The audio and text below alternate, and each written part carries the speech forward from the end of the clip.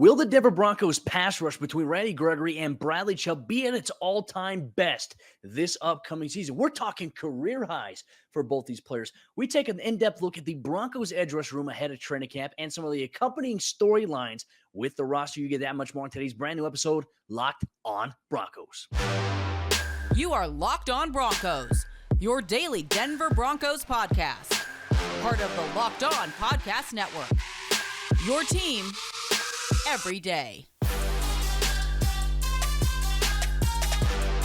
What's up, Broncos country? Welcome back into a brand new episode of Locked on Broncos, your daily Denver Broncos podcast here on the Locked on Podcast Network, your team every day from the South Stands to the end zone. I'm your host, as always, Cody Roark, senior Broncos analyst at Mile High Sports, joined alongside by my co-host, Sayre Bedinger, site expert, predominantlyorange.com. Broncos country, thank you once again for making Locked on Broncos your first listen of the day every single day. We appreciate you so much, whether you listen on your favorite podcasting provider, or whether you're watching us on YouTube. Make sure you hit that subscribe or that follow button so you never miss out on a day's worth of Denver Broncos news, content, and coverage. The days are dwindling down before we report for training camp, when the team also reports for a training camp with all the storylines ahead of the 2022 NFL season. Today's focus will be on the Broncos edge rushers. And Sayre, you know what? I think starting off with the key guys, the guys we believe will be starters this upcoming season, part of me has this feeling, just considering health, if fully healthy, I feel like the Broncos pass rush, it could be back from the outside backers in a big way this season. I can't wait to break it down with Randy Gregory and Bradley Chubb with you. I can't wait, man. Yeah, health, injuries, that seems to be the number one opposition, right, to this position groups dating back to 2019. I mean, the last time we saw a healthy duo off the edge was back in 2018. Remember, at that time, Vance Joseph was still the head coach of this team. Case Keenum was the quarterback. Actually, the Broncos opened the season that year with a victory against Russell Wilson and the Seahawks, just like they're hoping to do this year. So it's kind of crazy how things come full circle. But, man, it would be nice to see a healthy unit off the edge this year, wouldn't? And even in the meantime, we know Randy Gregory's got the shoulder deal that he's working on, but there's guys behind him that can really take advantage of big opportunities here at training camp and throughout the preseason. For my money, Cody, this has the potential to be the best position group on the entire team, but it also has the potential to once again be a bit of a disappointment. So a lot of question marks, a lot of different things, different factors that we'll be talking about. Well, I'm going to operate on the emphasis. Let's say that fully healthy. These guys do that. Now, I do want to provide a little bit of an update here on Randy Gregory. According to our good friend Mike Kliss, 9 News Insider, he suggested that Randy Gregory is fully healed from his shoulder surgery that he's had. So now he's just really this month, like next 4 to 5 weeks, are really going to be focused on strengthening the shoulder. So the expectation is we're not going to see much of Randy Gregory in training camp. Now, do we need to see a lot of him in training camp?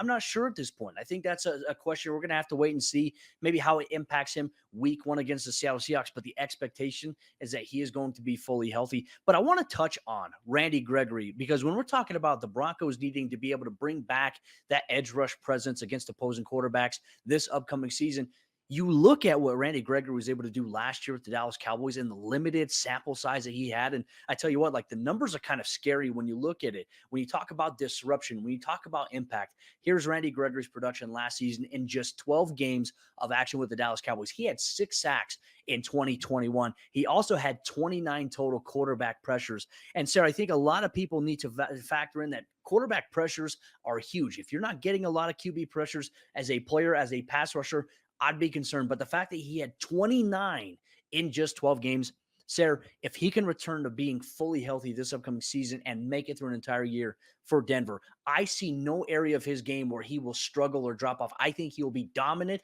and I think he'll show why George Paton decided to sign him. Well, there was a time, if people will remember, that Randy Gregory was once considered a top 5 NFL draft prospect. I mean, he was an elite type of guy at the collegiate level. Unfortunately, just injuries, suspensions, really preventing him from living up to his high potential at certain times. But now here at the age of 29, there's a lot left in Randy Gregory to be able to come in on a free agent contract at the age of 29, get a 5-year deal. I mean, yeah, you spread some of that out for cap purposes, or you want to do certain different things with the year to year in terms of your salary cap.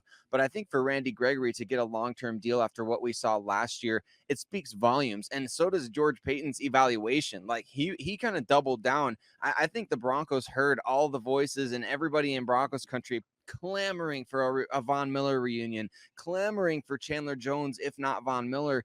And George Paton came out and was like, Randy Gregory was our top target all along. So, I mean, you can choose to believe him or not. I think definitely the way he's talked about it, it sounds like for sure Randy Gregory was their top target. And like you said, we saw it last year with Dallas, disruptive all over the place, not just pressures, not just sacks, but he had an interception last year. He was making plays all over the place in that Dallas Cowboys defense, which, by the way, took a huge leap forward considering the fact that he was mostly healthy for maybe the first time in his career or one of the first times in his career. So I don't think there's a coincidence there, but man, getting to see him fully healthy along with Bradley Chubb would be sweet.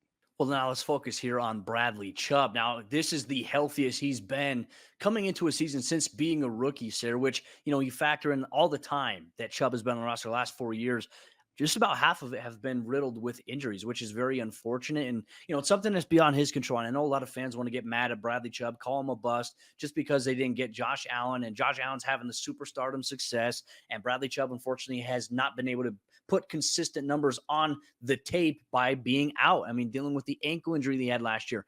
But I do think that, Sayre, this may be a little bit of a bold take, and, people are open to agree or disagree with me. I think we're going to see the best year Bradley Chubb has had in his career. And that's really hard to kind of top based off of his rookie season where he had 12 sacks and just came a couple sacks away from breaking Javon Curse's rookie sack record there. I think that he's in a very good place. I think that he will stay healthy, and I think that he'll be very dominant, which will put him in line to be brought back by this Broncos team going into 2022. Do you agree with me? Do you disagree? What are your thoughts on this? I definitely agree with you, Cody. And I think the Broncos are in a great spot with Bradley Chubb, right? I mean, obviously, we would have loved to have already had the opportunity to sign him to that long-term extension, having seen, 3-4 straight seasons of pure dominance. So that's the best case scenario, right? But we are where we are at this point. And in addition to, like you said, having the best season of his career, wouldn't it be awesome if he could get like a game-ending strip sack against Josh Allen in that Buffalo game? Like, let's get a little bit excited about Bradley Chubb this season. Let's stop worrying about the past. The Broncos have Russell Wilson now. I want to see a game-ending strip sack from Bradley Chubb on Josh Allen in that Buffalo game this year. And you know what? I think we could see that. Maybe that's just wishful thinking. Maybe it'll happen in the playoffs. Who knows? But one time we got to see it happen because we need a victory for the people that have been so anti Bradley Chubb over the last couple years. The same people that didn't want to draft Josh Allen, by the way, back in 2018 because the dude couldn't hit the broadside of a barn, couldn't hit water if he was standing in a boat. That's where he was in 2018. His ascension has been nothing short of miraculous. So I think Bradley Chubb, things are going to come full circle this year. He's dealt with injuries, but the dude is barely 25, 26 years old. Let's give him a break. He's got plenty of NFL football left to go. We're playing the long game. I think Bradley Chubb is going to be a star in Denver this season. I have a feeling, and I want to know your thoughts on this too. Part of me believes I think we'll see a 10-plus sack season for Bradley Chubb, and I feel like that's what he needs to kind of have, I think, in order for the team to bring him back on a contract extension. But I do think he is an ideal franchise tag candidate going into next year if the Broncos do want him back. But hey, if he performs really well this season, it's going to be hard to argue, especially some of the other extensions the Broncos are going to have to make. It is going to be a tough business decision that the team will have to look forward to as well. But, our eyes are looking forward to the future here for this Denver Broncos team, specifically at edge rusher. And why did the Denver Broncos have two players on the roster right now who are absolute jokers in the deck? We talk about Nick Bonitto and Baron Browning coming up here in just a moment. But before we do that, let me tell you about betonline.net, the sponsor of today's episode, Locked on Broncos. And betonline.net is the fastest and easiest way to check in on all your betting needs. You can find all your favorite sports and events at the #1 online source for odds, lines, and games. You can find reviews and news of every league, including Major League Baseball, NFL, NBA, NHL, combat sports, esports, and even golf. BetOnline continues to be the top online resource for all your sports wagering information. From live in-game betting, scores, and podcasts, they have you covered. So head to betonline.net today or use your mobile device to learn more about the trends and the action. BetOnline, where the game starts.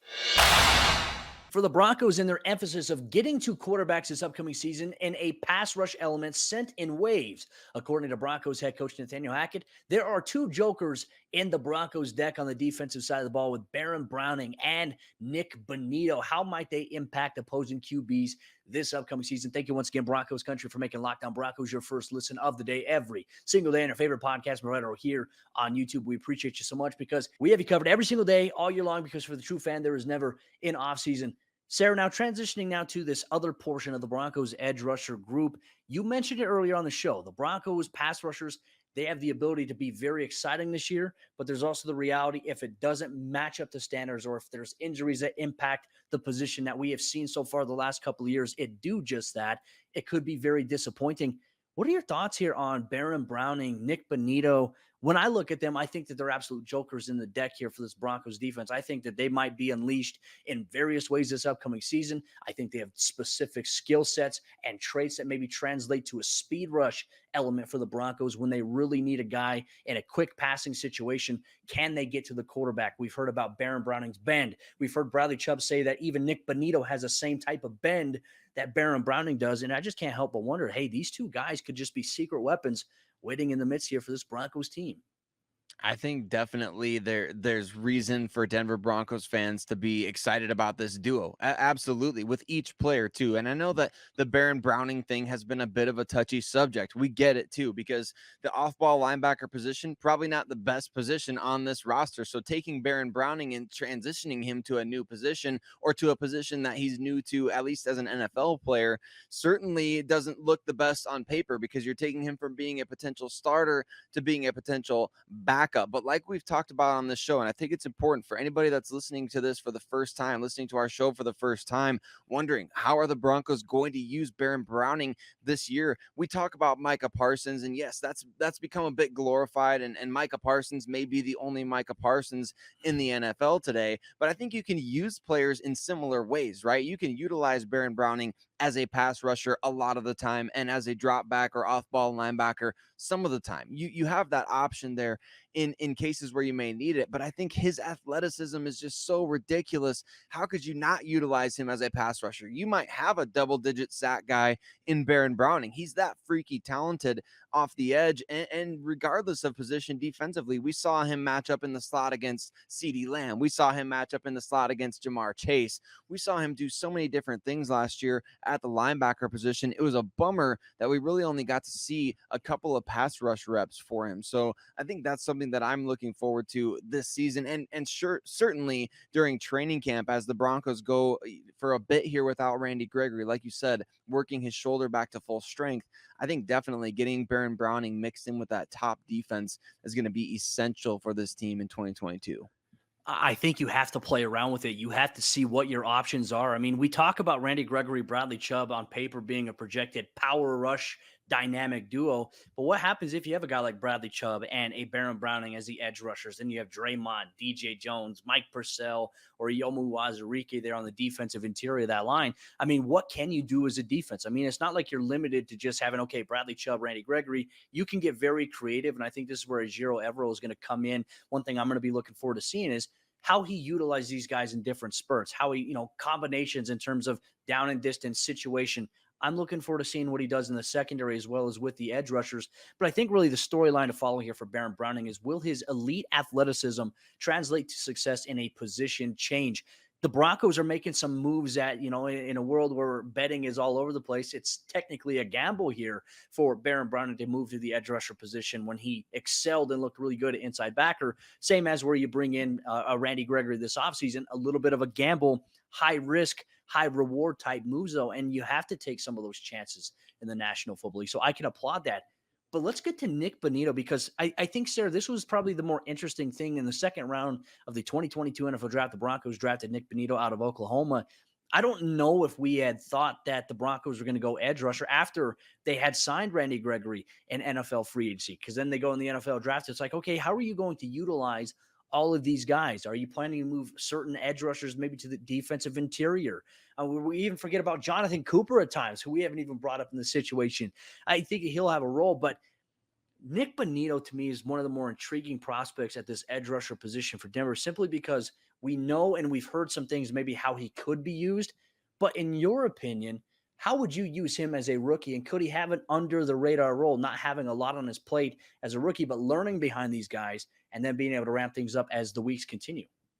Well, I think because you drafted him atop your class, even though that was pick 64, that doesn't matter. He was your top draft pick. So I think you got to find a way to get him on the field, right? And just even as we're talking about all this, I think of a certain package where the Broncos have a 3-man front of at the defensive end positions, Randy Gregory and Bradley Chubb, with Draymond Jones on the inside, and then Nick Bonitto and Baron Browning off the edge, right? I mean, that's a smaller crew, but it would be fascinating to see. That's a fast group. That's a pass rush, dream right there in terms of what you have on this roster. But you do have so many options if your defensive coordinator is Giro Evero. And I think getting Nick Bonitto in on pass rushing situations, whether you're utilizing him as an off-ball linebacker, whether you're utilizing him as an edge, he could play defensive end. I mean, he could do all those different in a third and long situation. He could go line up anywhere out there. One of the highest, if not the highest, pass rush win rate of any college football player over the last couple of seasons. So Nick Bonitto is definitely going to have a role this season. Whether or not it's prominent, I'm not sure, but I think definitely they have to rotate him in. I would say at least on a third of the snaps, if not more. I think he needs to be rotated in there, and you could slide guys down. You could, go with different even man fronts, whatever you got to do to make sure this guy gets involved. He's your top draft pick. So there's really no development needed. It wasn't an insurance policy. Remember George Payton and everybody talked about that. They didn't draft him as an insurance policy. So you got to think they're going to be using him in some way, shape, or form, even if their top 2 guys or top 3 or 4 stay healthy. Well, we did mention Jonathan Cooper here for a brief moment. And Sayre, well, I think he's kind of lost in the conversation. Even I'm guilty of this. We're guilty of this. Sometimes we forget about Jonathan Cooper. I was just thinking while you were talking too, especially about Nick Bonitto, because the edge rusher class is so deep. Could you envision a situation where, let's say, the Broncos in their base defense, base 3-4, and they probably won't play much of it this year, but let's say your defensive ends, you have Draymond Jones, and the interior, you have DJ Jones. At your other defensive end, you have a guy like Jonathan Cooper, and then you have Randy Gregory, Bradley Chubb, or Baron Browning, Nick Bonitto. I mean, I kind of like that. I kind of really like that, especially with what we saw from Jonathan Cooper last season off the edge, the high motor, especially against the Dallas Cowboys. Tell you what, hey, I'm kind of a little more giddy now about this edge rusher room and just the different dynamics, because I think even some of these players too, Sayre, they're not just strictly limited to being outside linebacker, edge rusher. They can play defensive end. They can slide down to the defensive interior. Good defensive coordinators, I feel like, will look at opportunities to maximize their best overall players at various positions and get the best 11 guys on the field. And I tell you what, they have a lot of different combinations that they can utilize this upcoming season. But Broncos country, there's one player that outside of just Jonathan Cooper has been left out of most of the conversations, and that is former undrafted rookie free agent Malik Reed. How does he fit into the plans for this Broncos team in 2022? Sayre and I, we're going to debate and discuss coming up here in just a moment. But real quick, let me tell you about something really cool we have going on here in the Locked On Podcast Network with the Locked On NFL side of things. Which NFL stars move the betting line the most? Starting July 18th, all throughout this week, Locked On gives you the 50 most valuable players in the National Football League, according to odds makers at BetOnline. Available all throughout the week on Locked On NFL, wherever you get your podcasts, and on YouTube. Where does Russell Wilson or the Denver Broncos come in on this list? Tune in to find out. Where does Malik Reed fit in with this Broncos team coming into 2022? Not to mention with all the additions of Randy Gregory, you go through and you move Baron Browning, the outside backer, you get Nick Bonitto. Malik Reed is a guy who's been contributing on this defense for the last couple of years in a big-time role, very relied upon too initially, and has always stepped up when the Broncos have had an injury at outside linebacker. A lot of people are writing off Malik Reed, who is obviously a great friend of the show, very good supporter. His family listens to the show. I mean, he's just a genuinely nice dude, but he's also been an impact playmaker. Are there areas of his game where he can improve? Absolutely. Is he a premier pass rusher like Von Miller? Does he have the bend and some of the traits that Von did? Probably not. But Malik Reed, I think it's naive for Broncos fans, and I think for us at times, Sayre, as members of the media, I feel like what Malik Reed has done since really having this rise as an undrafted rookie free agent, I feel like he's constantly being overlooked. In your opinion, when you look at this roster, you look at the injury history of Bradley Chubb, the unavailability history of Randy Gregory, and any potential injury that could happen, Would it be too risky for the Broncos to not have him on the roster going into this season? Well, it would be super risky just because I think the two best qualities or traits of Malik Reed over the last couple seasons have been trustworthiness and reliability, right? And maybe a third, availability, right? And that's the best ability in the NFL. If you can be constantly available, you're going to be wanted by teams, not just one team. You're going to be wanted by a variety of teams. And Malik Reed has done well with his opportunities. Has he been dynamic off the edge? I would say, like you said, by comparison to somebody like Von Miller, absolutely not. But at the same time, has he been productive? I mean, yeah, he really has. He's shown that he can be very productive, and he's a smart player out there. I mean, what he lacks in dynamic twitch as an elite athlete by comparison to Von Miller, he really makes up for it by just having great instincts as a football player. You could see that at Nevada, and when everyone was super excited to have him coming in as an undrafted free agent a couple of years ago, that was the thing that stood out the most, is just the fact that he knows how to find the football and he can do it a variety of different ways. So I think really, talking about trading or even cutting, which I don't think would happen, Malik Reed is certainly something that's risky from the Denver Broncos perspective, because your other options are a guy coming off of a finger surgery, a guy coming off a shoulder surgery, and a rookie. And that's putting it in the most negative way that I possibly can. But that's the reality of the situation right now. You got guys that are dealing with stuff, right? So Malik Reed has obviously been very respected by this, current coaching staff, the previous one, and the current front office, as well as the previous one. So he's somebody that's stuck around. He's somebody that's made an impression.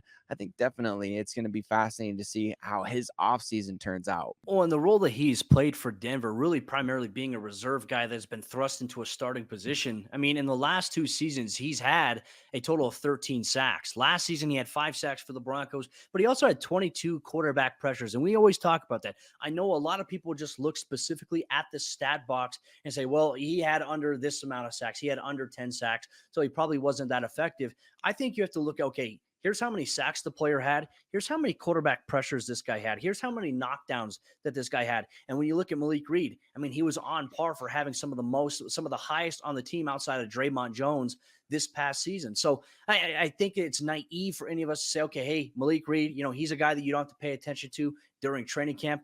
You did mention it, and I think it is a possibility. Like, if he plays really well in the preseason, like he's done historically throughout his career, that's how he made the active roster back in 2019. He could have some trade value for some teams that do need an edge rusher. But I think George Payton, the Broncos coaching staff, they have to really sit down and figure out what a good contingency plan is. Are they investing everything in Baron Browning and Nick Bonitto and Jonathan Cooper potentially there? Or are they saying, okay, hey, you know what? With the injury history of Bradley Chubb and Randy Gregory, we have to be very, very careful. You go through, and you already mentioned it. George Payton said, we did not draft Nick Bonitto as an insurance policy. So if they don't plan to use him as an insurance policy, in my opinion, I think Malik Reed is the best insurance policy that you could possibly have. And so the decisions for this position will be very tough. Off the top of your head, Sayre, not factoring in, I think we can look at maybe a hybrid model. If you look at Jonathan Cooper, I think you can place a DN tag on him. I think you can place a linebacker tag on him, whatever it may be. Do you see the Broncos carrying 5 or more edge rushers on the active roster this season? I'd say definitely yes. I think you've got to, right? That was something that we saw. We've seen it in a number of years. Health, injuries, issues. Those are the things that you have to account for when you're building the roster. And I think that the Broncos have built up this group not so that they can eventually just, all right, we're going to cut this down to 4 guys, may the best man win out there. I think they want to have depth. I think they're going to utilize their edge players on special teams. I think that they're going to see a really healthy rotation for these guys off the edge and at different positions. Remember, this Rams defensive staff, they traded for Justin Hollins a couple years ago. They wanted to get him in the fold. And why? Denver Broncos fans will remember Justin Hollins, that name, because he could transition between playing the edge, playing the off-ball linebacker. He could help you on special teams. I feel like the Broncos have a number of guys that are like that on this roster, namely, like you mentioned, Jonathan Cooper is one of those guys that could float. I think Baron Browning is obviously a guy that could float. You watch Nick Bonitto at Oklahoma. He does a lot of different things. He's not just pinning his ears back and rushing the quarterback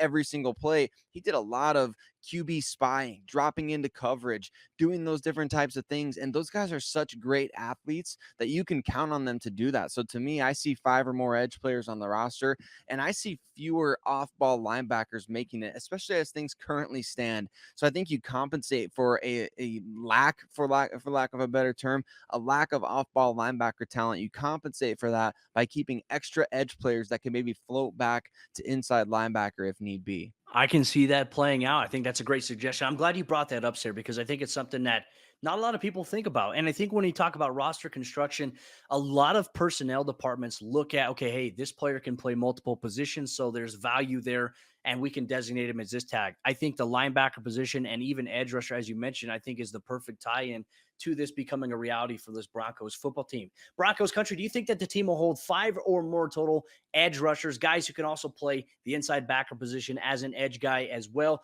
on the active roster? Let us know in the YouTube comment section down below. But thank you so much for tuning in to today's brand new episode, Locked On Broncos. Sayre Bedinger and myself will be back tomorrow for a brand new episode of the show as we take a look at the Broncos offensive line, specifically on the interior. And we take a look at one of the highlighted matchups on the outside at right tackle. You get that and much more on tomorrow's brand new episode, Locked On Broncos, free and available everywhere you get your podcast and available on YouTube.